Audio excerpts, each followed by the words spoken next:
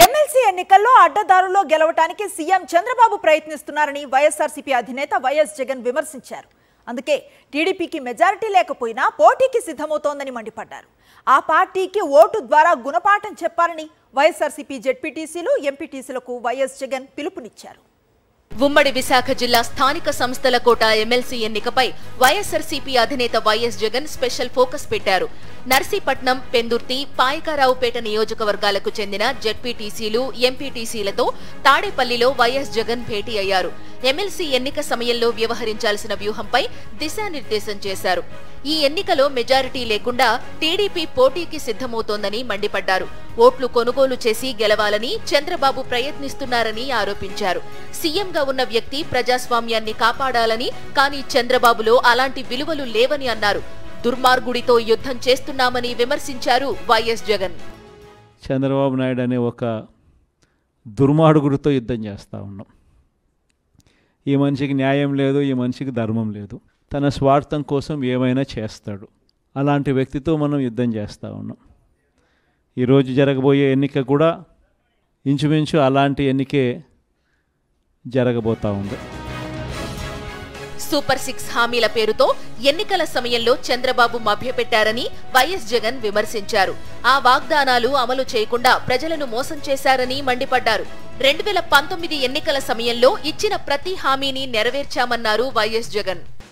Super 6 అంటా ఉన్నాడు, ఆయన రైతులకు 20,000 అంటా అన్నాడు. మనం కూడా 25,000 చెప్తే బాయే కదా, నీకు 15,000, నీకు 15,000, నీకు 15,000, నీకు 15,000 అని చెప్తా ఉన్నాడు. ఇంత అబద్ధాలను క్యాంపెయిన్ తట్టుకొని మనం కూడా చేయగలుగుతామా ఎన్నికలు?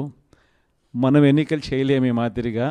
కానీ నేను ఒకటే చెప్పిన, మనం అబద్ధాలు చెప్పి ఆ కిరీటం మనం నెత్తిన పెట్టుకుంటే మాత్రం మనకేం సాటిస్ఫాక్షన్ ఉంటుంది?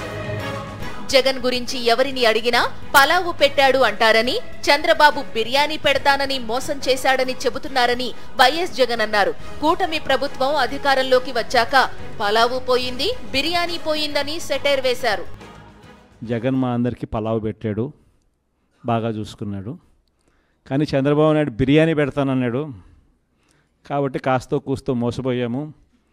ఇప్పుడు ఆయన పాలన వచ్చింది, బిర్యానీ పోయింది, పలావు పోయింది, పస్తు పండుకునే పరిస్థితిలోకి వచ్చినాము అని చెప్పి మాట ఇవాళ ప్రతి ఇంట్లో కూడా వినిపిస్తూ ఉంది. ప్రభుత్వం నుంచి వేధింపులు ఎదుర్కొంటున్న ప్రతి కార్యకర్తకు వైఎస్ జగన్ భరోసా కల్పించారు.